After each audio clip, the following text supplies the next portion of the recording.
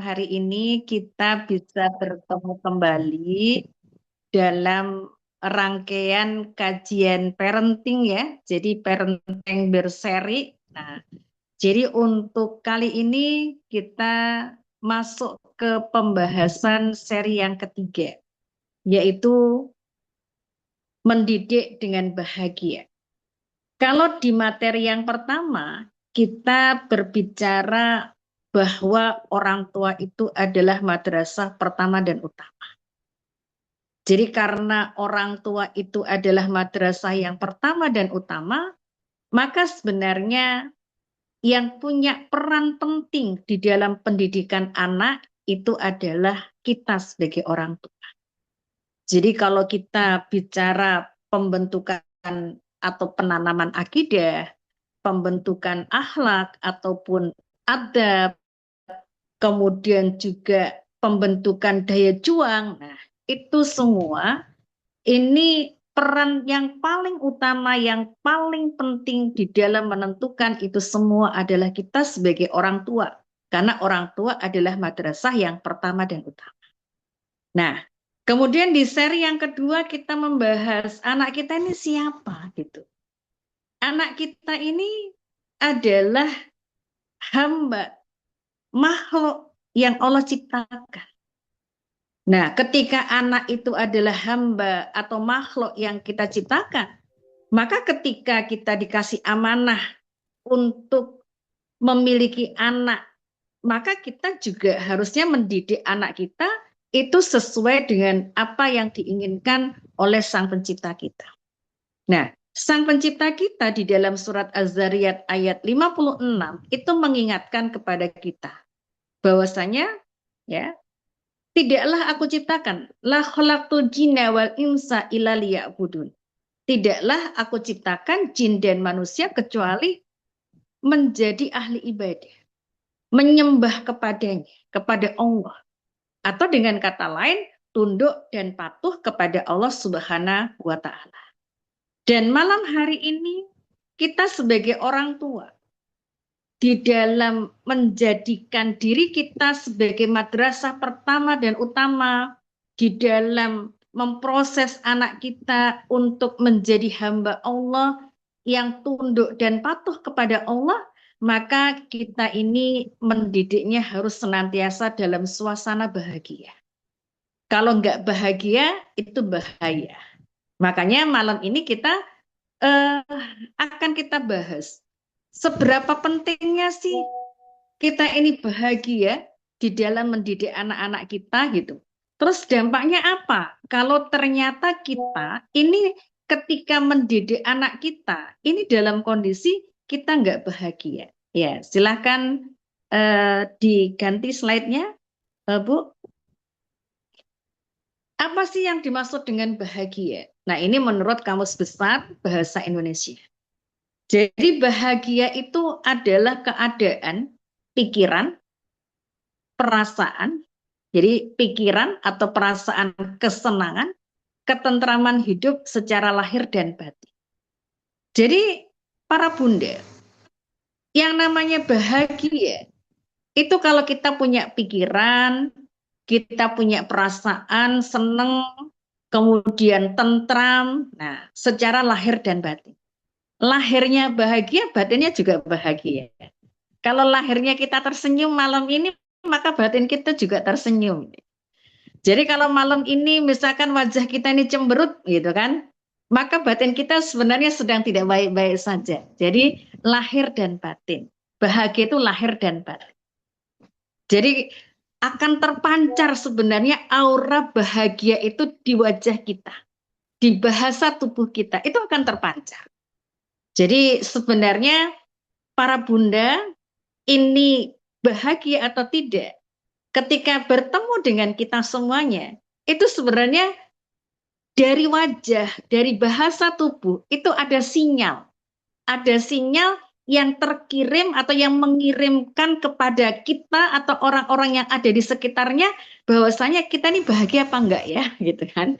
Jadi bahagia itu lahir dan batin. Lahirnya bahagia, batinnya juga bahagia. Jadi tidak ada bahagia di batin saja, batinnya menderita enggak ada. Jadi nggak apa-apalah secara secara fisik, secara lahir saya menderita, tapi yang penting batin saya bahagia, nggak ada itu. Jadi bahagia itu pasti lahir dan batin, itu bahagia. Jadi pikiran, perasaan senang, tentram, baik itu lahir ataupun batin. Nah itu yang dimaksud dengan bahagia. Ya. Terus kenapa sih kita mesti bahagia gitu? Next, ya. Bahagia itu fitrah. Artinya apa? Setiap manusia itu dilahirkan ke muka bumi, itu punya fitrah bahwa dirinya itu menginginkan bahagia. Tidak ada satupun manusia ingin hidupnya tidak bahagia, itu enggak ada. Jadi fitrahnya manusia itu pengen bahagia. Fitrahnya kita ini pengen bahagia. Ada enggak di antara bunda-bunda yang tidak menginginkan kebahagiaan di dalam hidupnya? Enggak ada kan, Bun? Pasti semua pengen bahagia kan? Nah, termasuklah kita menjalani rumah tangga. Pasti kita juga pengen bahagia ketika kita menjalani rumah tangga. Ketika kita punya anak, kita membesarkan, kita membersamai, kita mengasuh, kita mengurusnya, tentu kita pengen bahagia. Jadi tidak ada yang namanya manusia hidup di dunia ini yang mereka tidak pengen bahagia. Walaupun ketika bicara bahagia, itu banyak yang mendefinisikan bahagia itu dengan kacamata yang keliru ya. Jadi bahagia itu mereka definisikan sebebas-bebasnya. Bahagia itu tidak mau terikat dengan berbagai beban di dalam hidupnya. Bahkan ada beberapa orang itu seringkali dia membuat status ya di dalam WA-nya, statusnya begini. Kapan ya aku bebas ya dari ngurusin anak gitu kan, dari bangun malam, dari apa namanya, dari membuatkan susu, dari mengganti popok. Nah, ini tanda-tanda tidak bahagia kalau seperti itu ya. Jadi seolah-olah anak ini adalah beban di dalam hidupnya. Nah, padahal untuk apa sih kita menikah? Menikah kan untuk punya anak. Itu salah satu tujuan pernikahan. Nah, terus ketika kita sudah punya anak, kenapa kita jadi terbebani dengan anak yang Allah karuniakan kepada kita? Padahal akan lebih susah ya kalau kita ini nggak punya anak. Kan begitu gitu kan? Orang yang dia menikah bertahun-tahun nggak punya anak, dia perjuangkan supaya dia punya anak. Jadi mereka ini melakukan berbagai hal termasuk ikut program-program kehamilan demi mempunyai anak gitu. Nah, sekarang kita sudah punya anak. Kok bisa ya anak itu jadi beban gitu ya. Jadi para bunda, yang namanya manusia dimanapun berada pasti dia pengen bahagia. Jadi bahagia itu fitrah. Di mana di situ dia merasa tentram, di mana di situ dia merasa senang gitu kan, pasti dia akan datang. Dia akan cari sesuatu yang bisa membuat dirinya tentram, sesuatu yang membuat dirinya itu senang gitu. Itu bahagia. Nah, itu yang pertama. Yang kedua, bahagia itu membuat mindset kita ini positif. Jadi kita kalau bahagia, maka pemikiran kita ini pemikiran yang positif. Jadi yang orang yang bahagia itu dia selalu memandang berbagai aktivitas di dalam hidupnya, berbagai tugas di dalam hidupnya itu dengan pandangan positif. Ambil satu contoh misalnya, kita sebagai seorang wanita itu posisinya sebagai umun, sebagai ibu. Nah, ketika sebagai ibu, maka ada hal-hal yang memang akhirnya menjadi tanggung jawab kita, yaitu hamil, melahirkan, menyusui, kemudian kita mengasuh anak kita, kemudian mentarbiyah anak kita. Nah, kalau kita bahagia, maka ketika kita memandang anak kita anak kita nangis, oh ini anaknya butuh disusui, kita menyusui itu ringan, bahagia kita. Ketika anak kita misalkan menuntut kepada kita gitu kan, untuk memenuhi apa yang mereka butuhkan gitu kan, kita bahagia, oh anakku berkembang potensinya. Jadi kita tidak berpikir secara negatif. Ketika anak kita misalkan dia marah-marah sama kita sampaikan misalkan, maaf ya dek, ini Umi atau Bunda dapat kabar bahwasanya adik katanya tadi gitu kan, itu berantem ya, marah-marah ya di sekolah ya. Terus dia marah-marah nggak terima gitu. Terus loh, kalau kita punya pemikiran positif, kita punya mindset positif, maka marah-marahnya anak kita ini sebagai perkembangan dari naluri dia, yaitu naluri eksistensi diri. Berarti dia sedang mempertahankan dirinya, mempertahankan bahwa dirinya itu tidak seperti yang disampaikan oleh teman-temannya kepada bunda atau kepada uminya. Nah, jadi tuh anak kita punya mindset itu positif gitu. Kita nggak terpancing dengan marahnya anak kita. Atau misalkan ketika kita minta anak kita, dia lagi bermain, kemudian kita hentikan permainan itu. Kemudian ketika kita hentikan permainan itu, anak kita marah-marah gitu. Terus mainannya ditendang-tendang gitu. Terus kita ikut marah terpancing. Kalau kita bahagia mempunyai anak, mendidik anak, melihat perkembangan anak kita marah-marah ketika kita hentikan dia bermain karena kita misalkan suruh sholat gitu kan. Sebenarnya anak kita ini sedang berkembang nalurinya. Naluri apa? Naluri eksistensi diri. Saya ini sedang bermain loh Bun. Harusnya kita kasih jeda. Kan kita harusnya kasih jeda. Nanti ya Dek, nanti ya Bang, 15 menit lagi mainnya dihentikan dulu ya, sholat dulu. Kan harusnya begitu kita. Nah, tapi karena kita pengennya saat itu anak kita tegur, saat itu pula anak melaksanakan apa yang kita mau.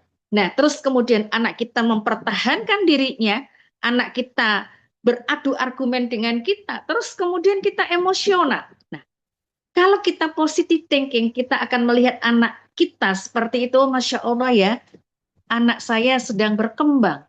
Berarti perkembangan potensi, yaitu naluri eksistensi dirinya, atau naluri bakoknya, ini berkembang dengan sangat baik anak kita. Karena tidak ada anak yang punya keinginan untuk melawan orang tuanya, itu enggak ada. Yang ada adalah mereka sedang mempertahankan dirinya. Hanya saja anak-anak ini kan perkembangan bahasa, baik bahasa lisan atau bahasa tubuhnya, itu tentu berproses ya. Ketika mereka ini perkembangan bahasanya itu belum bagus ya, atau masih di dalam tataran misalkan anak usia dini atau usia SD gitu ya, ya itulah bahasa yang mereka bisa lakukan, mereka bisa buat itu kan. Tapi dengan seiring berjalannya waktu, kita proses anak-anak kita untuk berbahasa yang ahsan, kemudian juga bersikap yang ahsan. Tentu anak kita ketika mempertahankan dirinya, membuat argumentasi kepada kita, itu dia akan bisa sampaikan dengan baik, yaitu dengan lisan yang baik dan juga dengan bahasa tubuh yang baik. Itu anak kita. Jadi kalau kita bahagia itu selalu positive thinking. Kita sebagai robatul bait, sebagai pengatur rumah tangga, maka kita salah satu yang harus kita lakukan adalah menyediakan makanan di rumah kita. Kalau kita bahagia Bunda, kita ini menjadikan masak, menjadikan aktivitas menyiapkan makanan untuk suami dan anak-anak kita. Nah ini ringan. Karena apa? Oh ini pahala, gitu kan? Oh ini adalah tanda saya mencintai mereka, menyayangi mereka. Nah itu kalau kita bahagia. Jadi berpikirnya positif. ketika kita melakukan aktivitas yaitu menyiapkan makanan buat keluarga kita, ini tidak menjadi beban, tapi menjadi sesuatu yang mengasyikkan gitu. Karena kita berpikir positif. Itu orang yang bahagia. Dan kalau kita berpikir positif, maka nanti berikutnya kita akan menjadi pribadi-pribadi yang punya prestasi yang melejit. Artinya begini, kalau kita itu bahagia, maka kita akan bisa berpikir mengolah apa yang ada di kulkas kita. Jadi kita tidak jutek gitu. Tapi kita bisa banyak gagasan. Oh ya, hari ini anak saya bekalnya apa ya? Oh, di rumah cuma ada nasi. Di rumah hanya ada telur. Di rumah hanya ada ikan yang kemarin baru kita sambal gitu. Terus bekalnya apa ya? Snacknya apa ya? Nah, kalau kita bahagia, makan nasi, telur yang ada di rumah kita, kemudian sisa ikan tadi malam itu bisa menjadi makanan yang lezat, menjadi menjadi cemilan yang lezat buat siapa? Buat anak-anak kita. Itu kalau kita bahagia. Udah nasinya diceplok, dikasih telur, campur tepung sedikit, kasih garam. Kalau di rumah ada keju, kasih keju gitu ya. Kalau di rumah ada bawang putih, parutin bawang putih gitu kan. Dicampur. Terus ikannya udah dilumatkan, dijadikan abon ikan gitu. Kan tinggal dimasukkan aja, dikepal-kepal, digoreng, jadi makanan yang luar biasa buat anak kita. Jadi menjadi kroket nasi. Nah, kalau anak saya, ini makanan apa namanya? Ini kroket nasi gitu kan. Kalau yang biasanya kroket itu kroket kentang, ini kroketnya adalah kroket nasi gitu. Nah, jadi kalau kita bahagia, kita akan kreatif. Jadi prestasi kita sebagai seorang ibu, prestasi kita sebagai seorang robatul bait, pengatur rumah tangga, ini akan berkembang dengan cepat. Gitu. Nah, Kenapa atau nangis? misalkan dengan segala keterbatasan yang ada, misalkan, oh suami kita kerjanya sip-sipan, kita pengen punya anak penghafal Al-Quran.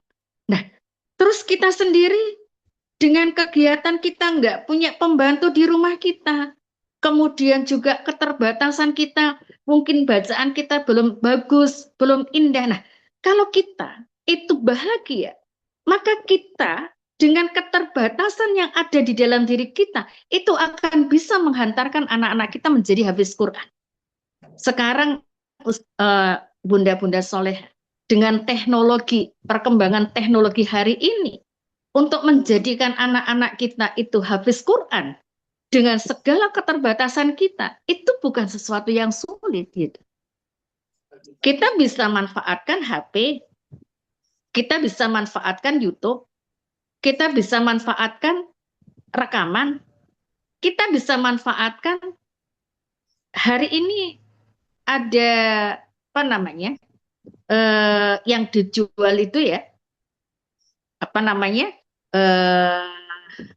speaker, yang speaker itu sudah dibarengi dengan flash disk atau dengan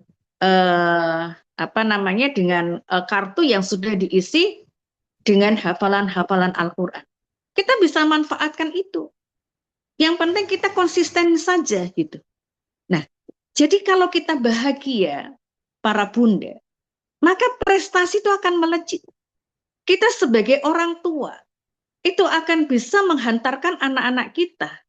Itu menjadi anak-anak yang solih, anak-anak yang punya di dalam dirinya itu misalkan habis Quran, hafal hadis, kemudian juga hafal doa-doa gitu. Dengan segala keterbatasan yang ada di dalam diri kita. Nah, jadi bahagia itu menjadikan kita ini berprestasi. Bahagia itu menjadikan kita itu kreatif gitu. Itu bahagia. Tapi kalau kita nggak bahagia, isinya jutek. Jutek saja.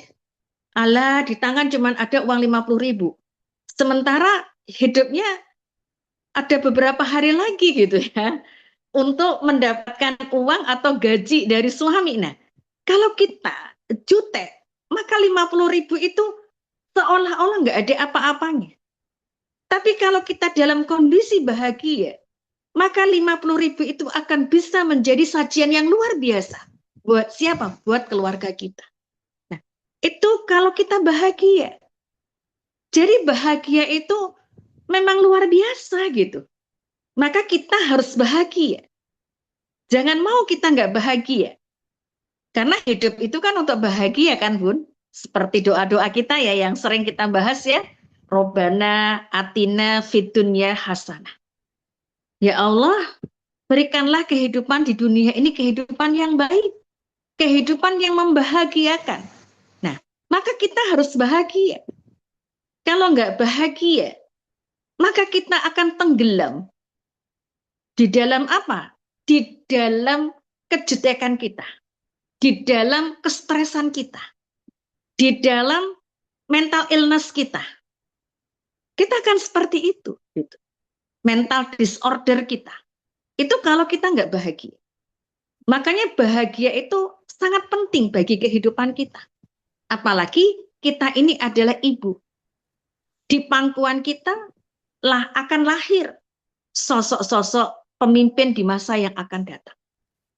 Di pangkuan kita akan lahir ibu-ibu berikutnya yang akan melahirkan generasi yang berkualitas berikutnya. Semua ada di pangkuan kita. Semua ada di dalam pelukan kita. Semua ada di dalam genggaman kita. Sekarang bayangkan, kalau kita nggak bahagia, apa jadinya generasi kita? Apa jadinya anak laki-laki kita yang mau kita jadikan pemimpin di tengah-tengah umat? Apa jadinya anak-anak perempuan kita yang mereka juga akan melahirkan generasi berikutnya? Jadi dampaknya luar biasa para bunda. Maka hari ini kita harus bertekad. Saya harus bahagia. Karena kita punya peran yang sangat strategis. Di samping kita sebagai pendamping suami, bayangkan kalau kita mendampingi suami, kita nggak bahagia. Gimana coba kondisi suami kita? Jutek juga suami kita gitu kan. Kalau kita nggak bahagia gitu. Kenapa? Ya itu nanti akan kita bahas. Dampak ketidakbahagiaan kita ini seperti apa? Dampaknya cukup serius gitu. Kalau kita nggak bahagia. Nah makanya kenapa kita harus bahagia? Ya karena minimal 3 hal ini yang menjadi alasan kenapa kita harus bahagia. Ya next.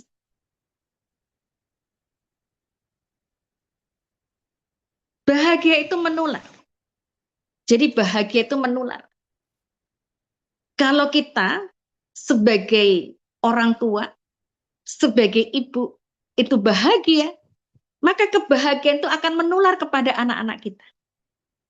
Kalau kita bahagia menjadi seorang istri, maka kebahagiaan kita akan menular kepada suami kita. Maka bahagia itu menular.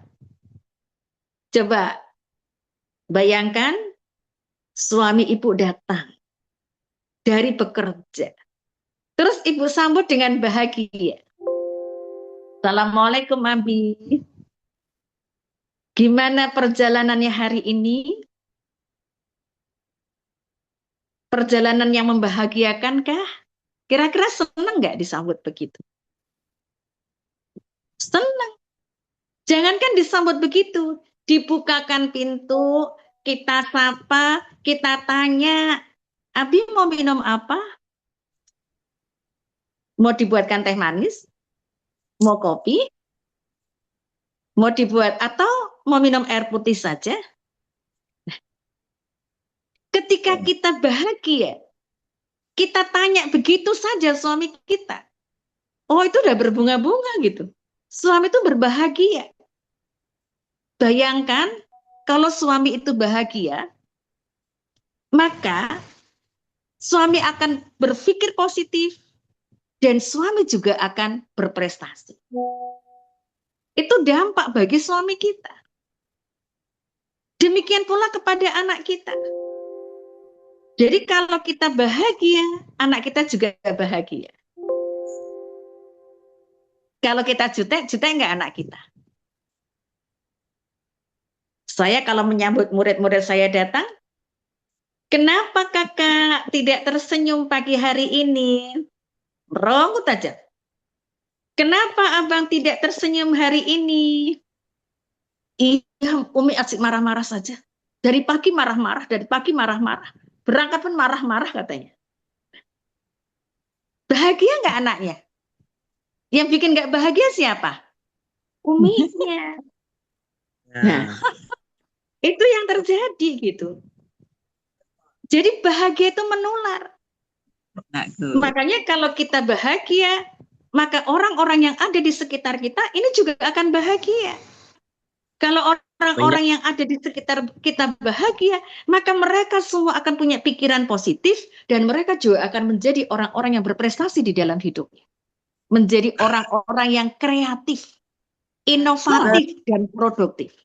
Itu yang akan kita dapatkan di sekitar kita gitu.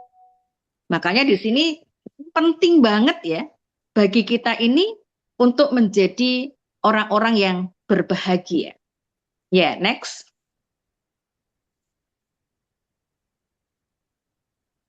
Memang.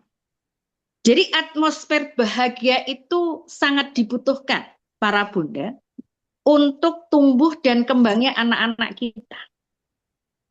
Anak-anak yang tumbuh dan berkembang di atmosfer bahagia, maka dia akan punya pemikiran positif. Jadi dia itu melihat apa saja itu dengan pandangan positif. Ada temannya ngecek. Weh, kamu kok keling katanya gitu kan. Dia akan percaya diri. Ya nggak apa-apa, memang begini kok aku katanya gitu. Kamu kok nggak bisa tersenyum ya, nggak bisa ekspresif ya gitu. Memang begini Allah menciptakan mukaku kok katanya. Jadi kalau anak kita tumbuh di dalam suasana yang bahagia, dia tidak akan pernah merasa dibully. Di lingkungannya, di sekolahnya, nggak pernah dia merasa dibully. Dia akan tumbuh menjadi anak-anak yang penuh percaya diri. Itu anak-anak kita. Di samping percaya diri, ya dia berpikir positif. Dia melihat segala sesuatu dengan pandangan positif. Ketika dicolek sama temennya, dia berpikir positif, temanku suka sama aku. Makanya nyolek-nyolek gitu kan. Nah, tapi kalau anak yang tidak bahagia, apa yang terjadi? Ngapain kau katanya gitu kan. Marah dia. Gitu. Jadi anak-anak itu yang tumbuh di dalam suasana yang bahagia, dia merasa happy saja. Mau diapain saja sama orang, dia nggak peduli gitu. Itu anak-anak kita. Makanya suasana bahagia, atmosfer bahagia, itu sangat-sangat dibutuhkan untuk tumbuh dan kembangnya anak kita. Jadi anak kita ini butuh suasana yang tentram, suasana yang menyenangkan, suasana yang membahagiakan dirinya. Itu anak-anak kita. Pokoknya percaya dirinya tingkat tinggi deh. Kalau anak itu dia hidup di dalam suasana yang membahagiakan. Karena memandang segala sesuatu itu dengan pandangan positif. Itu anak kita. Ketika ditegur sama gurunya, abang kenapa nggak tahdits, nggak murojaah? Dia tidak merasa teguran itu sesuatu yang menghinakan dirinya. Tapi kalau dia nggak bahagia, teguran itu begitu menyayat hati. Itu bagi anak kita. Makanya di sini, malam ini ya kita harus bertekad untuk membahagiakan diri kita, sehingga nanti bahagia yang ada di dalam diri kita itu bisa kita tularkan kepada orang-orang yang ada di sekitar kita. pada suami kita, anak-anak kita. Nah, itu yang harusnya ya hari ini kita bangun di dalam diri kita. Ya, next. Nah, ini fitrah kita dan juga fitrah anak kita. Fa'akim wajhaka lil dini hanifah. Maka hadapkanlah wajahmu dengan lurus kepada agama yang hanif. Agama yang hanif itu adalah agama Islam. Fitratullah allati fatronasa alaiha. Dan ini adalah fitrah dari Allah yang telah menciptakan manusia menurut fitrah itu. Jadi fitrahnya manusia itu sesungguhnya dia menerima agama yang lurus, yaitu agama Islam itu sendiri. Jadi kalau anak-anak kita hidup dengan bahagia, tumbuh dan besar dengan kondisi bahagia, maka anak-anak kita ini anak-anak yang tunduk kepada agama Islam, kepada din yang hanifah, din yang lurus ini. Makanya pun kalau kita pengen punya anak yang soleh, jangan dimarah-marah, buat bahagia dia. Misalkan kita pengen anak kita rajin sholat, bukan dipaksa-paksa, tapi dibuat bahagia dulu anak kita. Dibuat senang dulu dengan sholat. Kalau kita dari kecil sudah maksa-maksa anak kita sholat. Kalau nggak sholat, Umi cubit nanti. Bahagia nggak anaknya? Kalau diancam begitu. Kalau sudah begitu apa yang terjadi? Ternyata nggak enak jadi orang soleh itu ya. Jadi orang soleh itu dicubit-cubit, diancam-ancam, dimarah-marah, dipaksa-paksa katanya. Jadi untuk agar anak kita selalu dia ada di dalam fitrahnya, yaitu tunduk, yaitu menghadapkan wajahnya kepada agama yang lurus, yaitu yang tidak lain adalah agama Islam. Maka buat bahagia, Bunda. Oh, ternyata menyenangkan ya menjadi anak soleh itu. Kalau bisa sholat 5 waktu, dapat hadiah dari Umi dan Abi. Kan senang tuh. Kalau ke masjid setiap hari, setiap kali ke masjid, dapat hadiah. Ternyata enak ya jadi hafiz Quran. Setiap kali menambah hafalan, dapat hadiah istimewa dari Umi dan Abi. Senang nggak jadi hafiz Quran? Senang nggak dia sholat di masjid? Senang nggak dia sholat 5 waktu? Coba kalau kita marah-marah. Fitrahnya manusia itu nggak suka dimarahi pun. Itu fitrahnya manusia. Fitrahnya manusia juga nggak suka diancam-ancam. Coba Bunda kalau diancam-ancam. Kira-kira bagaimana? Ngancam balik mungkin? Atau ya nggak apa-apa. Nanti ya, kalau tidak mau sholat, maka besok nggak usah sekolah katanya. Ya nggak apa-apa pun nggak sekolah. Emang kenapa kalau nggak sekolah? Katanya, kata anak kita. Makanya di sini kalau kita pengen anak kita senantiasa dalam kondisi dia menghadapkan wajahnya pada fitrahnya, yaitu tunduk kepada agama, yaitu agama Islam. Berarti kita menjaga anak kita supaya tetap di dalam kesolehannya, ya kita harus buat bahagia, Bu. Bahagia itu penting. Anak-anak kalau hidup dalam suasana bahagia, dia beramal soleh pun senang dia. Coba, Bun.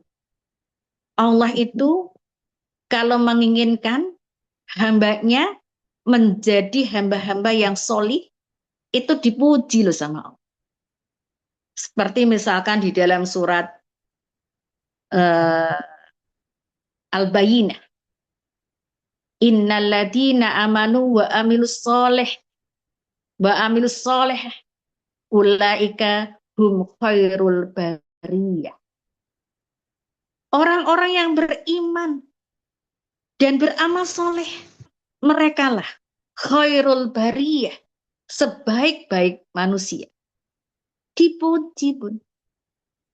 Jadi kalau kita pengen anak kita soleh, pengen anak kita senantiasa menghadapkan wajahnya kepada agama Islam, dia tunduk kepada agama Islam, dia tunduk kepada apa yang diinginkan oleh sang penciptanya, ya kita harus buat bahagia. Senang nggak Bun kalau kita dibilang khairul bariyah? Kamu tuh sebaik-baik manusia loh gitu. Terus anak kita katakan, kamu nak, anak Umi yang terbaik. Kamu anak kebanggaan Umi. Umi bangga kamu bisa sholat. Umi senang, Umi bahagia kamu sholat. Kira-kira senang nggak anaknya kalau dibegitukan? Nah, jadi bahagia itu penting. Untuk menjaga supaya anak kita itu tetap di dalam fitrahnya. Makanya Bun, kalau pengen punya anak, senantiasa dia taat kepada Allah, itu harus dibuat bahagia.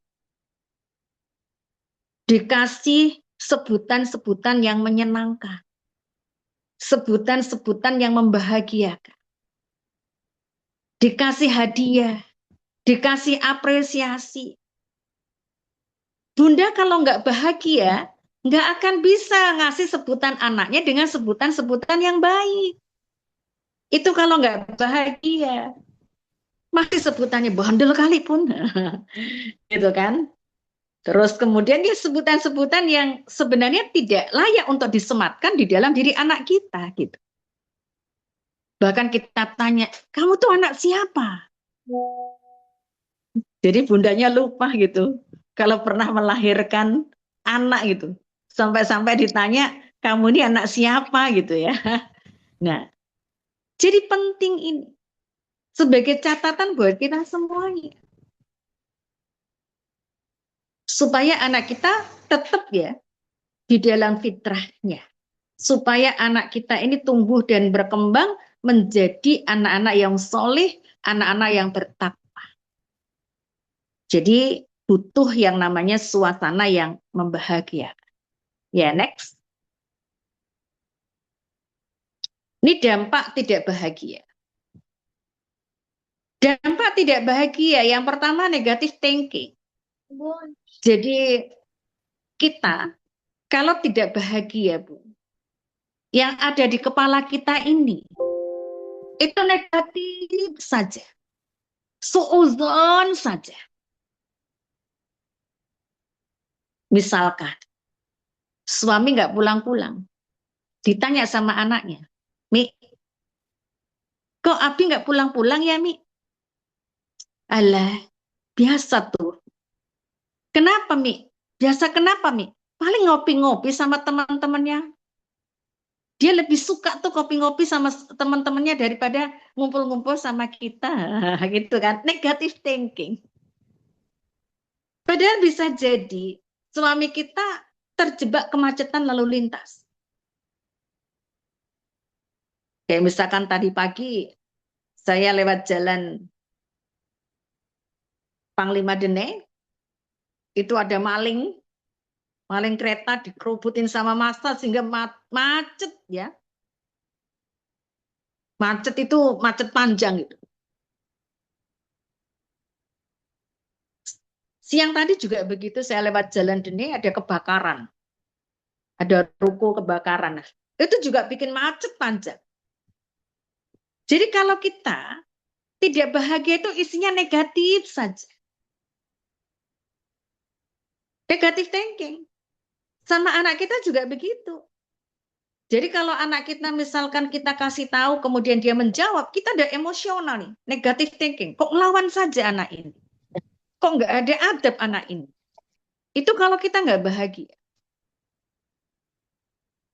Punya uang hanya 100.000, kita juga negatif thinking.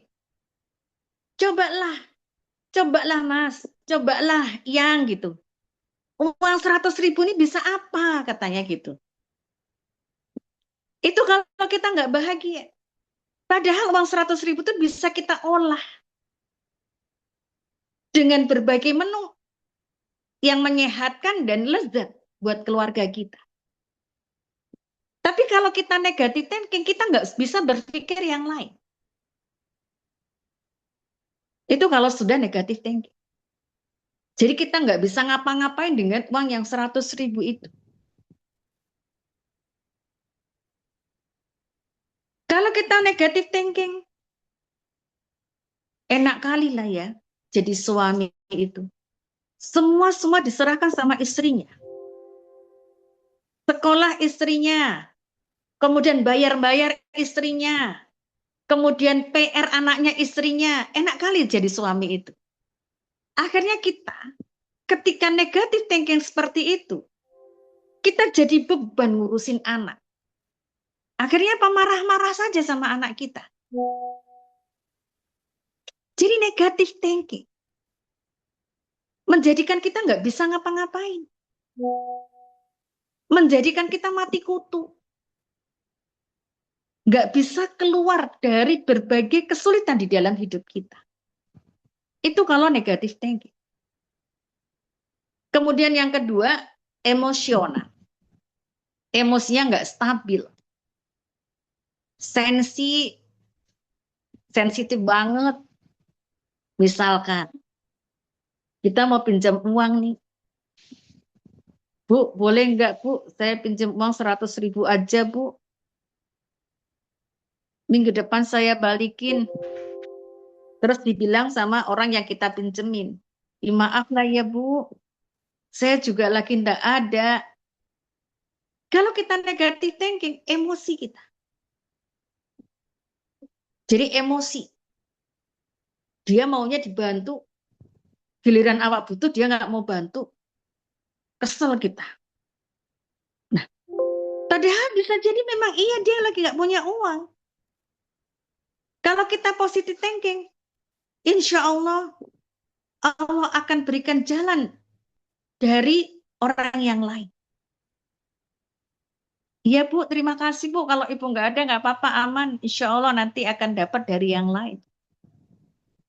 Tapi kalau kita negatif thinking, maka akhirnya menjadikan kita ini emosional, sensitif kita.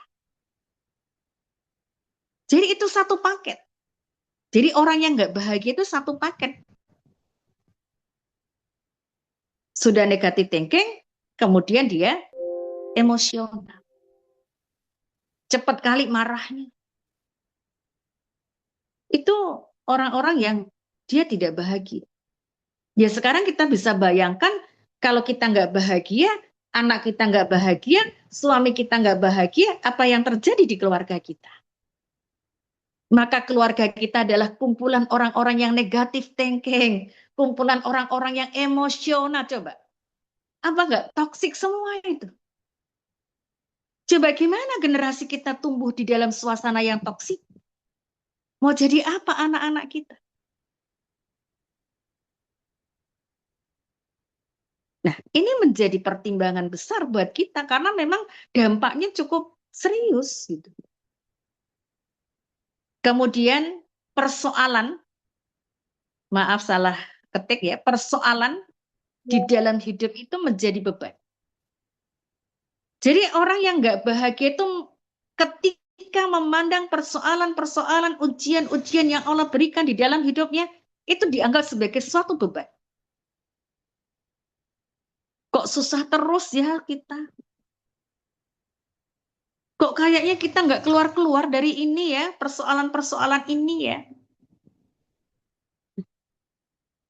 Jadi terbebani kita. Itu orang-orang yang dia tidak bahagia. Tapi kalau orang yang bahagia, ketika kita diberikan persoalan di dalam hidup kita, maka persoalan itu adalah sebuah tantangan yang harus kita taklukkan. Tidak ada persoalan yang tidak ada jalan keluar. Karena Allah ketika memberikan persoalan di dalam hidup kita, Allah sudah menyiapkan solusinya. Itu orang yang bahagia. Tidak ada kesulitan yang terus-menerus. Allah ketika memberikan satu kesulitan, maka Allah akan kasih kemudahan, bahkan kemudahan itu jauh lebih banyak daripada kesulitan itu. Itu orang yang positive thinking. Allah tidak akan pernah membiarkan hambanya menderita selamanya. Setiap penderitaan pasti akan ada kebahagiaan. Itu orang yang positive thinking.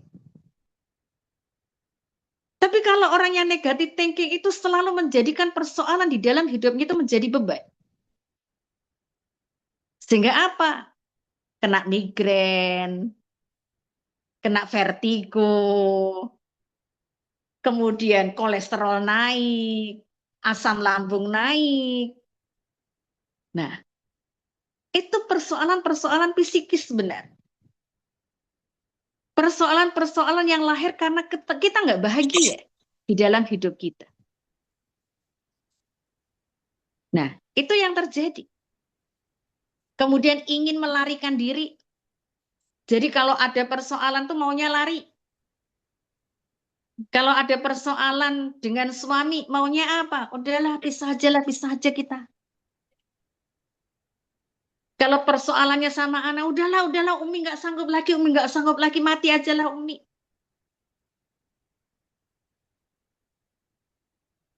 Kalau ada persoalan sama teman, udahlah, nggak usah ketemu lah. Nggak usah berhubungan lah. Ada persoalan dengan mertua, nggak usah lah datang-datang lagi lah. Jadi kita mau lari dari persoalan. Persoalan bukan dihadapi. Tapi persoalan itu untuk kita tinggalkan. Memang kalau kita tinggalkan, persoalan itu akan selesai. Tidak. Nah, itu orang yang nggak bahagia. Nah, ini sambil menakar ya, para bunda-bunda solehah, kita termasuk yang mana gitu ya. Nah, jadi itu indikatornya ya. Dampak karena kita nih nggak bahagia. Jadi pengennya lari dari persoalan. Bahkan ada ibu-ibu pengajian, tapi dia pengen bunuh diri. Jadi pengen mengakhiri hidup itu dengan bunuh diri. Mengakhiri persoalan itu dengan bunuh diri. Nah, ini tanda-tanda nggak bahagia. Jadi kalau nggak bahagia itu persoalan itu benar-benar pengen ditinggalkan aja. Nah, sementara hidup itu untuk diuji. Yang sebenarnya berat itu bukan ujiannya, tapi bagaimana kita menghadapi ujian itu. Bagaimana kita memandang ujian itu. Karena yang namanya hidup pasti diuji. Itu sudah janji Allah. Bahwa hidup itu untuk diuji. Ketika Rasul ditanya, sampai kapan ya Rasulullah ujian ini? Apa jawab Rasul? Sampai manusia bisa berjalan di muka bumi ini tanpa dosa. Artinya nggak mungkin. Kita ini nggak akan diuji selama hidup masih dikandung badan. Masih terus diuji kita.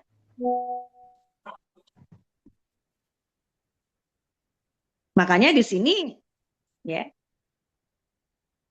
jangan sampai kita nggak bahagia ya. Kemudian insecure ya. Insecure itu merasa tidak nyaman. Jadi rasa tidak percaya diri, rasa tidak nyaman ya. Jadi ini orang-orang yang nggak bahagia. Di mana saja dia berada rasanya nggak nyaman. Dekat dengan suami nggak nyaman. Sama anak juga nggak nyaman.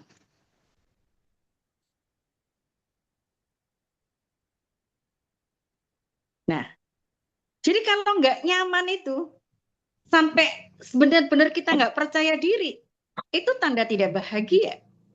Makanya kalau anak kita merasa tidak nyaman di sekolah, tidak nyaman berteman dengan ini, tidak nyaman dengan guru ini, itu tanda-tanda anak kita nggak bahagia. Kenapa anak kita nggak bahagia? Karena kita nggak bahagia. Karena yang menciptakan kebahagiaan di rumah kita itu adalah kita, orang tuanya. Itu yang menciptakan kebahagiaan. Telepon kita masalah. Ya. Terakhir, sulit menjaga hubungan. Orang yang tidak bahagia, ini sulit untuk menjaga hubungan. Kenapa? Karena yang atas-atas tadi terjadi. Mudah tersinggung, mudah sakit hati, negatif thinking, suuzon. Nah, itu orang-orang yang nggak bahagia. Sehingga dia, orang-orang yang nggak bahagia ini, dia akan sulit untuk menjaga hubungan. Menjaga hubungan dengan suami sulit, menjaga hubungan dengan anak sulit, menjaga hubungan dengan saudara sulit, menjaga hubungan dengan teman sulit. Itu orang-orang yang nggak bahagia. Capek nggak, Bun? Nggak bahagia itu? Capek. Nggak enak hidup nggak bahagia itu. Benar-benar nggak enak. Hidup itu cuma sekali ya, Bun. Di dunia, kedua kalinya di akhirat. Dan itu adalah kehidupan yang abadi. Makanya kebahagiaannya juga kebahagiaan yang abadi. Nah, itu dampaknya luar biasa. Ya, next.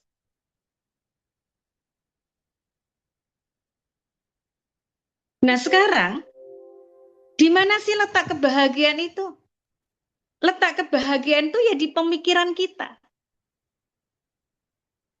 Pemikiran itu akan merasuk ke dalam jiwa kita, hati kita. Pemikiran yang mana? Pemikiran positif. Positive thinking.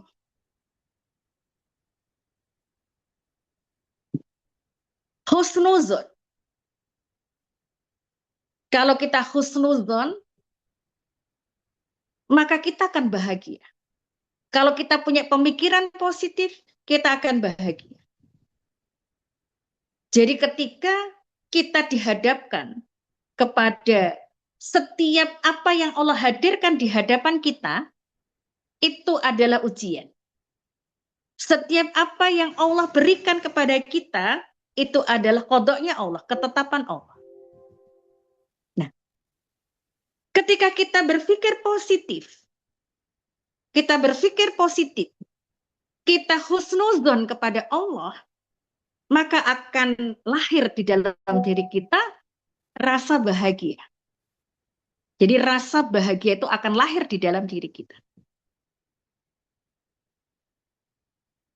Ambil satu contoh. Ketika kita menikah, ternyata suami tidak sesuai ekspektasi kita. Terus kita menggerutu. Aku menikah, padahal ekspektasiku nggak kayak gini suamiku. Kok inilah yang dikasih sama Allah? Kok kita nggak bahagia? Coba kalau kemarin aku nggak terima lamaran dia ya. Mungkin nggak kayak gini hidupku ini ya. Itu negative thinking. Ketika seperti itu kita sudah menyuntikkan di dalam diri kita suasana yang tidak bahagia. Harusnya apa? Kita positive thinking. Allah itu mengkaruniakan kepada kita suami. Dan Allah itu kalau memberi kepada kita apa yang kita inginkan, biasanya kita diuji. Diuji akan apa yang Allah berikan pada kita. Kan Bunda dulu kan pengen banget menikah ya. Setiap hari doanya itu. Ya Allah, dekatkanlah jodohku ya Allah. Dekatkanlah ya Allah. Itu aja yang diminta sama Allah. Begitu nikah, jret gitu kan. Ternyata suami nggak sesuai ekspektasi. Nah, diuji sebenarnya kita. Coba, Bunda lebih senang, lebih susah mana menikah atau tidak menikah? Bunda lebih bahagia mana, menikah atau tidak menikah? Bingung kan jawabnya? Nah, jadi menikah suami itu karunia. Coba kalau nggak punya suami, punya anak nggak? Loh, anak itu karunia yang paling mahal loh. Yang nggak bisa dibeli. Sekaya apapun kita, miliarder sekalipun kita, kalau Allah tidak mengkaruniakan anak, ya nggak akan punya anak. Harusnya kita berpikir positif. Oh, Allah itu mengkaruniakan jodoh yang terbaik buatku. Sekarang aku sedang diuji aja. Dengan kondisi suamiku seperti ini. Kalau kita bahagia, kita akan bisa berpikir langkah apa yang bisa kita lakukan supaya suami saya itu sesuai dengan ekspektasi saya. Itu kalau kita bahagia. Kalau kita berpikir positif.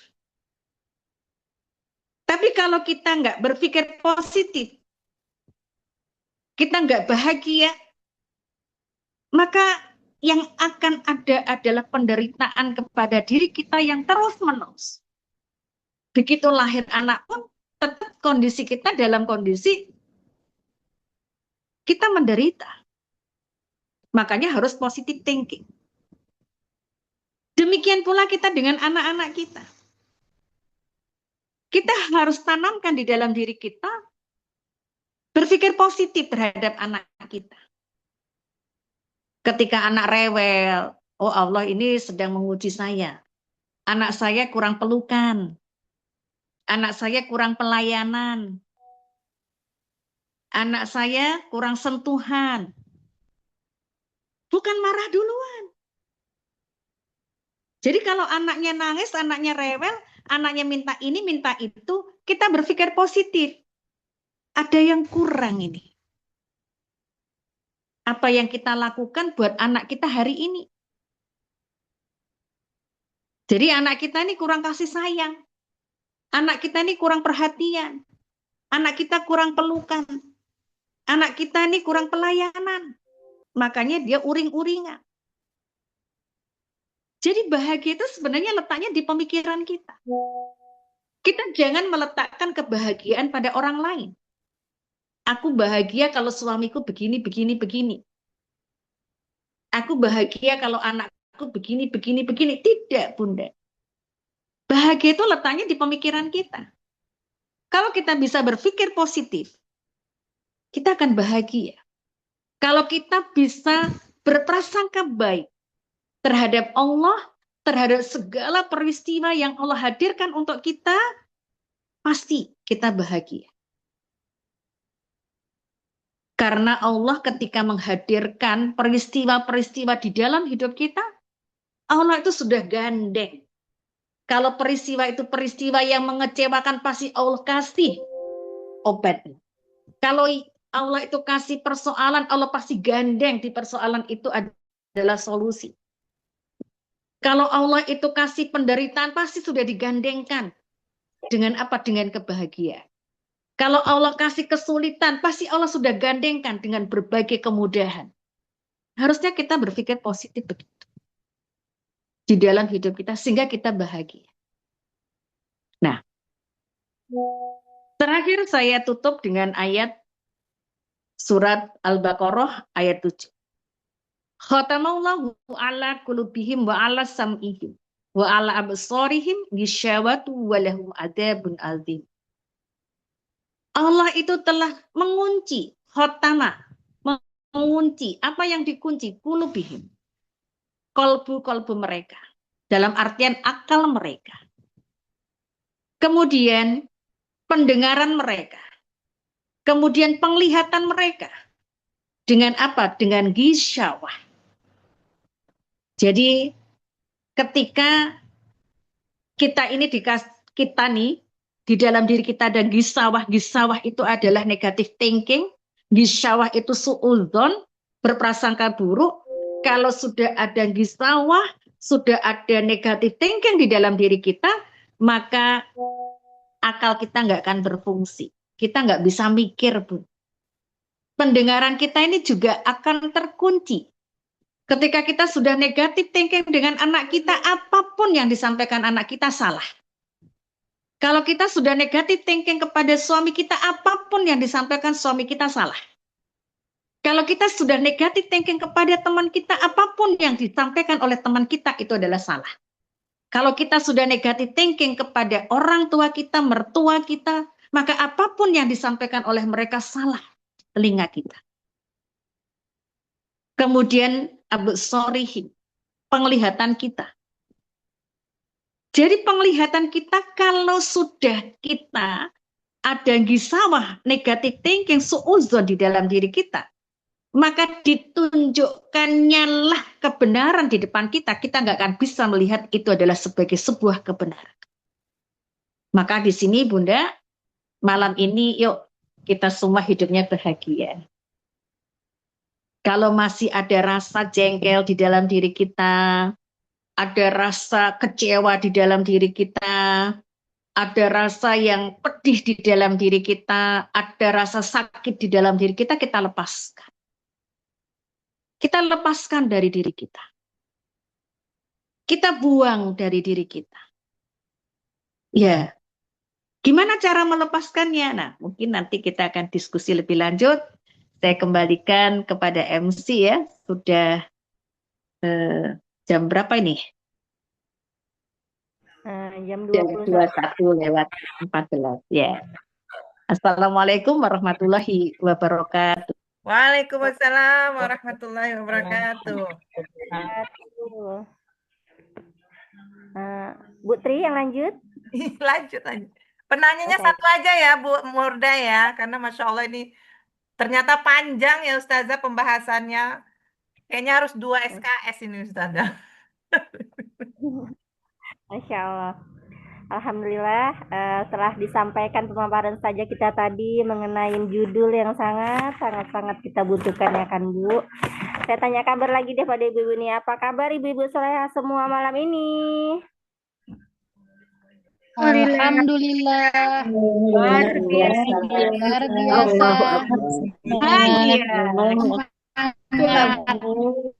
Bahagia.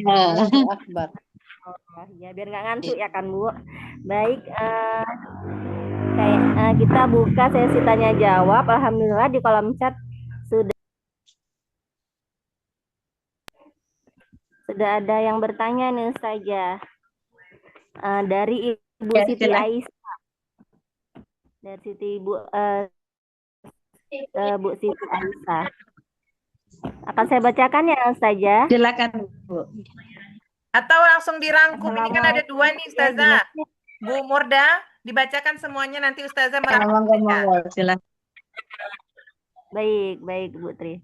Assalamualaikum Ustazah, gimana ya caranya agar kita bahagia dengan ujian yang Allah beri? Dan bagaimana meyakinkan hati bahwa Allah menguji kita karena Allah sayang? Baru yang kedua, Assalamualaikum. Ibu, saya ingin bertanya bagaimana cara menghadapi anak yang sering temperamen. Saya berusaha sabar dan tegas, tapi terkadang saya meledak juga menghadapinya. Begitu Ustazah. Baik, langsung saya serahkan saja kepada Ustazah untuk pemaparannya. Tafadhol Mas. Ya, terima kasih. Yang pertama terkait dengan ujian. Jadi ketika kita itu hidup, yang harus kita yakini, yang pertama hidup itu memang untuk diuji. Hidup itu untuk diuji. Nggak ada manusia hidup yang tidak diuji. Itu yang pertama yang harus kita yakini. Kemudian yang kedua, ketika hidup itu untuk diuji, sebenarnya yang menjadi persoalan itu bukan ujiannya. Tapi yang menjadi persoalan buat kita adalah bagaimana kita menyikapi ujian itu. Yang membedakan antara kita, antara satu dengan yang lain itu adalah bagaimana kita menyikapi ujian. Itu yang membedakannya. Kalau ujian itu setiap manusia pasti diuji. Kenapa yang satu ketika diuji dia tetap aja bahagia gitu. Tapi yang satu itu tidak. Nah, ini letaknya adalah bagaimana ketika kita menyikapin ujian itu. Nah, harusnya kita sebagai orang mukmin, orang yang beriman, ketika kita dihadapkan pada ujian itu, yang pertama, kita berprasangka baik. Untuk bisa berprasangka baik itu butuh latihan. Tidak bisa kita tiba-tiba bisa berprasangka baik, tidak. Makanya ujian yang Allah berikan itu sebenarnya proses yang Allah itu berikan untuk kita. Allah yang maha tahu bagaimana menguatkan hambanya di dalam hidup ini. Makanya step by step kita diuji oleh Allah. Dan ujian itu semakin hari bukan semakin lemah. Semakin hari ujian itu akan semakin kuat. Semakin menjulang kita, maka angin itu juga akan bertiup semakin kencang. Jadi ujian itu begitu. Nah, makanya di sini kita harus punya prasangka baik bahwasanya Allah sedang memproses saya. Allah sedang menguatkan saya dengan ujian itu. Itu harus terus kita berikan afirmasi ke dalam diri kita. Allah sedang menguji saya, Allah sedang memproses saya, Allah sedang menguatkan saya. Itu terus kita berikan di dalam diri kita. Setelah itu, Allah itu maha segala-galanya. Allah itu tempat kita bergantung. Allah itu cukuplah Allah sebagai penolong kita. Hasbunallah wa ni'mal wakil. Cukup Allah sebagai penolong kita. Sehingga berikutnya adalah kita menyerahkan semua ujian persoalan kita kepada Allah Subhanahu wa taala. Yang namanya menyerahkan itu, kita sudah nggak ada beban di dalam diri kita. Sehingga pun, kalau kita susah untuk menyerahkan, maka Bunda bangun malam, sholat, bisa sholat tahajud, bisa sholat hajat. Ya Allah, jadikanlah aku mampu menyerahkan seluruh persoalanku kepadamu. Aku nggak sanggup mengurusnya, ya Allah. Engkau yang bisa, yang sanggup mengurusnya. Bagimu kecil, ya Allah, urusan hamba ini. Itu terus kita berlatih untuk bisa menyerahkan segala persoalan kita kepada Allah. Itulah yang kita sebut dengan tawakal. Tawakal Allah. Jadi bertawakal kepada Allah, la haula wala quwata illa billah, itu begitu. Tidak ada daya dan upaya kecuali dari Allah. Ya udah, kita serahkan sama Allah.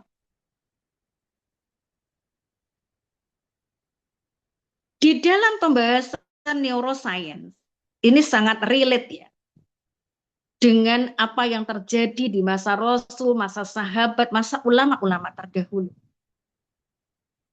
Ketika kita diuji oleh Allah, kemudian semakin kita mampu menyerahkan apa yang diujikan Allah kepada kita, semakin kita serahkan urusan kita kepada Allah, semakin kita mampu meridhokan bahwasanya ini terjadi kepada diri kita, kita ikhlas, kita ridho, dan kita serahkan kepada Allah, maka pertolongan Allah itu benar-benar sangat dekat dengan kita. Itu realitas. Realitasnya begitu. Apa yang terjadi sama Abdurrahman bin Auf? Ketika Abdurrahman bin Auf itu hijrah ke Madinah. Dia miskin. Abdurrahman bin Auf itu. Terus ketika dia dipersaudarakan oleh Rasul dengan orang-orang Ansor untuk bisa berbagi istri, berbagi harta. Abdurrahman bin Auf tidak mau menerima itu. Abdurrahman bin Auf hanya meminta untuk ditunjukkan pasar. Apa yang dilakukan Abdurrahman bin Auf? Dia berdagang, tapi dia juga bersedekah yang luar biasa. Artinya apa? Setelah kita berpasrah diri kepada Allah, maka harus diiringi dengan amal-amal yang Allah juga sudah sampaikan kepada kita, bahwa dengan amal itu Allah itu akan segera mendatangkan pertolongannya. Apa itu? Bertawakal, kemudian bertakwa atau beramal soleh, bersodakoh,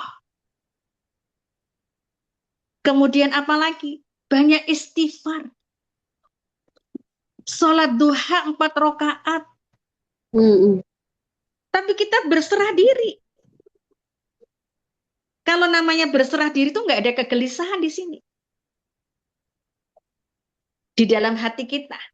Itu kalau kita berserah diri. Insya Allah kalau ini kita jalankan.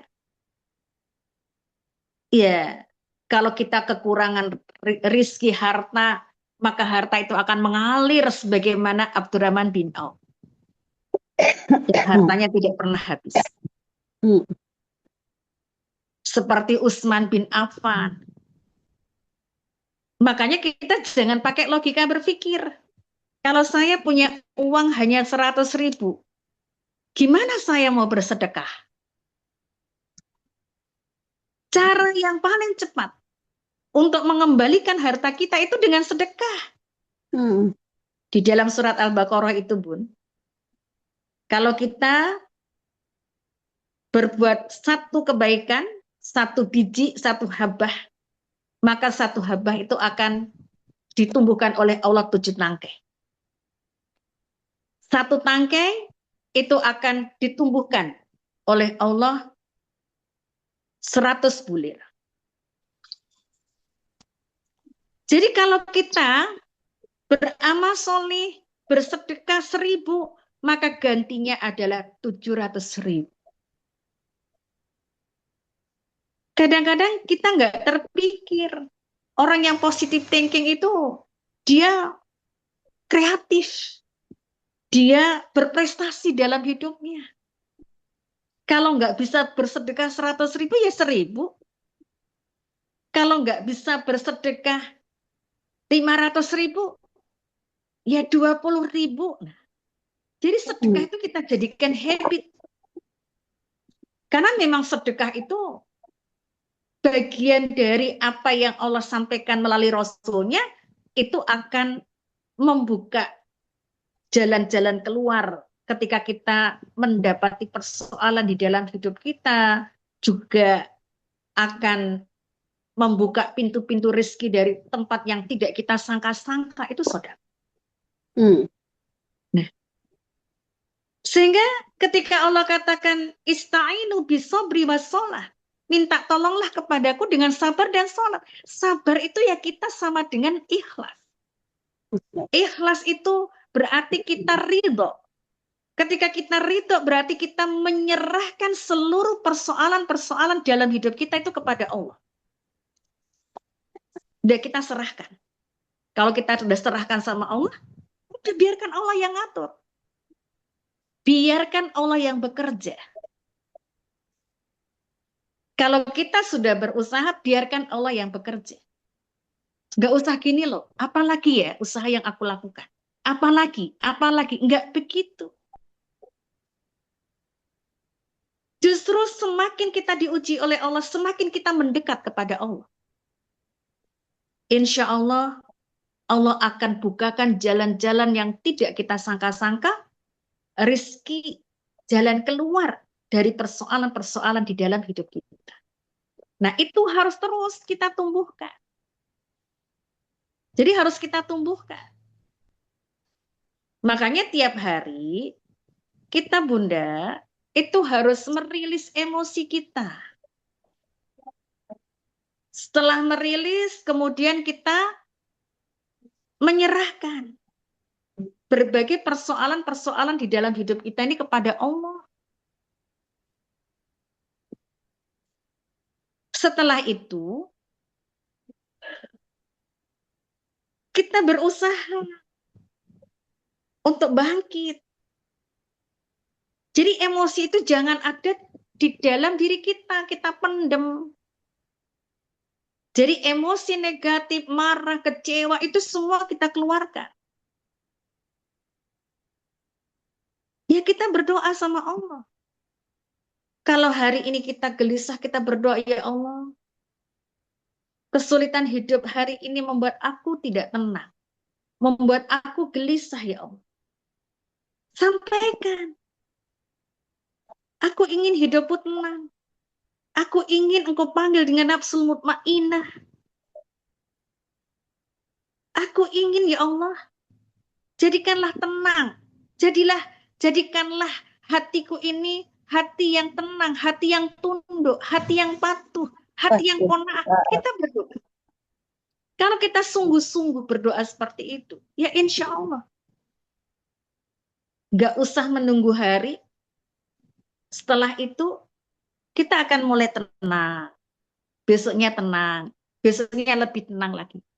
Tapi itu harus sering. Kalau bisa setiap malam, sebelum tidur, kita keluarkan emosi kita. Bahasa ini afirmasi ya. Emosi kita. Kita berserah diri kepada Allah. Sehingga kita ini bahagia terus gitu. Bangun pagi juga begitu. Alhamdulillah ya Allah, hari ini aku bahagia. Hari ini aku bisa bangun dengan kondisi sehat.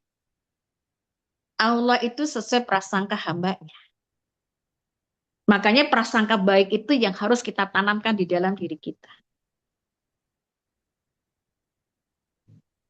Jadi apa yang kita ucapkan, itu adalah prasangka-prasangka kita kepada Allah. Jadi luar biasa. Jadi bangun pagi itu para bunda harus tersenyum, alhamdulillah. Setelah berdoa, nah, ya kita afirmasi diri kita bahagia hari ini. Alhamdulillah, aku bahagia punya suami, suamiku sholih, suamiku baik. Enggak gitu kok Ustazah, suami saya. Jangan begitu. Mau bagaimanapun juga suami kita itu mengatakan bahwa suami kita ini baik, suami kita ini membahagiakan saya, suami saya ini suami yang soleh. Ini doa kita. Dan Allah itu sesuai dengan apa yang kita minta. Jadi Allah itu sesuai dengan apa yang kita minta. Nah itu supaya kita senantiasa bahagia walaupun hidup itu memang untuk diuji dan kita penuh dengan ujian. Berikutnya, bagaimana kita menghadapi anak kita yang temperamental?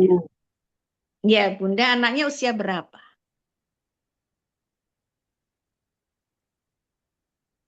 Karena usia itu sangat menentukan bagaimana kita memberikan perlakuan kepada anak.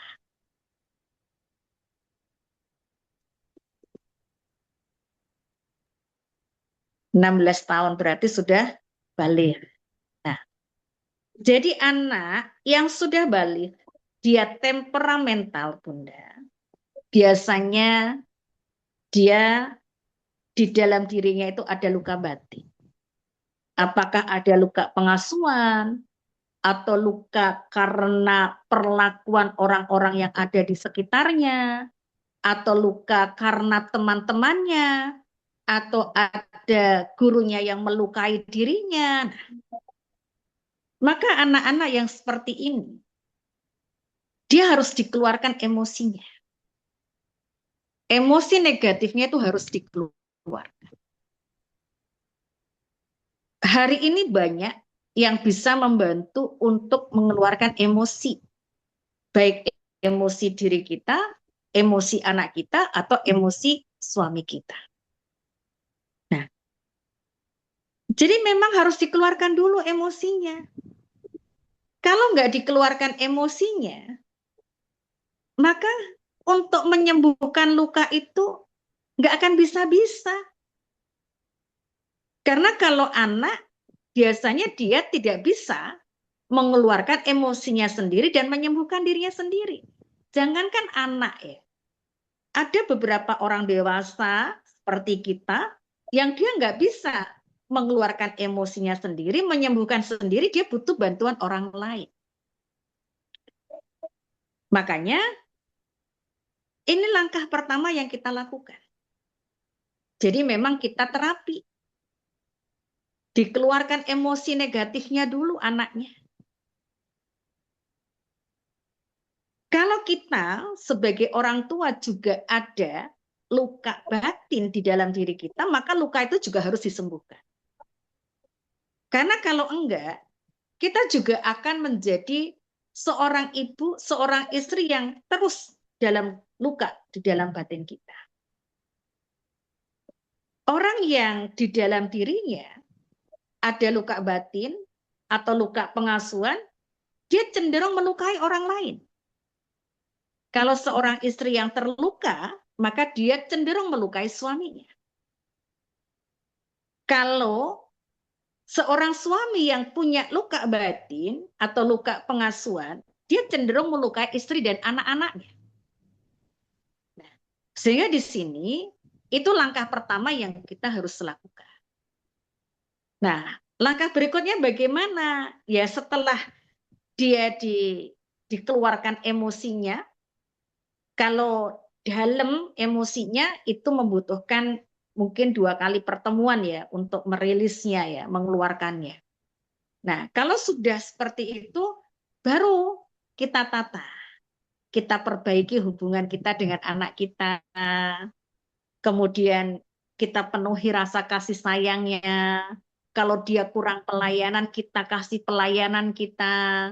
Kalau dia kurang dipeluk, ya kita kasih pelukan anak kita. Kan itu anak kita. Nah, itu yang kita lakukan. Sambil memberikan pemahaman-pemahaman Islam yang benar di dalam diri anak kita. Tapi langkah yang pertama itu harus diambil. Yaitu merilis, mengeluarkan emosi. Menyembuhkan luka. Itu harus diambil langkah itu. Karena kalau enggak, dia akan terus temperamental anaknya. Dan nanti kalau tumbuh dewasa, menjadi seorang suami kalau laki-laki, atau menjadi seorang bapak, ya seorang bapak bagi anak-anaknya, dia akan cenderung menjadi toksik. Dia akan melukai istrinya, dia akan melukai anak-anaknya. Nah, sementara kita pengen punya generasi kita. Ini generasi yang ya solid, generasi yang penuh percaya diri, generasi yang bahagia. Nah, kalau dia bahagia berarti dia empati sama orang lain juga tinggi. Ketika menjadi pemimpin umat juga Masya Allah. Nah, itu yang kita harapkan. Ya, barangkali itu kalau memerlukan kelanjutan dari jawaban saya, nanti bisa kita bahas atau bisa menghubungi saya langsung. Ya, saya kembalikan ke MC. Alhamdulillah, Masya Allah atas penyampaian pemaparannya Ustazah kita tadi. Semoga dengan pertanyaan tadi dapat mewakili yang kita rasakan saat ini. Gimana Bu Tri? Ada yang mau disampaikan? Cukup ya. Alhamdulillah, Rabbil Alamin, Masya Allah telah selesai kajian kita malam ini. Semoga apa-apa saja yang disampaikan Ustazah kita tadi dapat menambah ilmu sakopah untuk kita, dapat kita amalkan, dapat kita sampaikan ke saudara kita, dan menjadi amal jariah buat Ustazah kita. Amin, amin, Rabbil Alamin. Baik, syukuran dan jazakallahu khair pada Ustazah kita yang telah menyampaikan. Baik, kita tutup kajian kita malam ini dengan membacakan istighfar 3 kali dan doa penutup majelis dan hamdalah. Astagfirullahaladzim, astagfirullahaladzim, astagfirullahaladzim.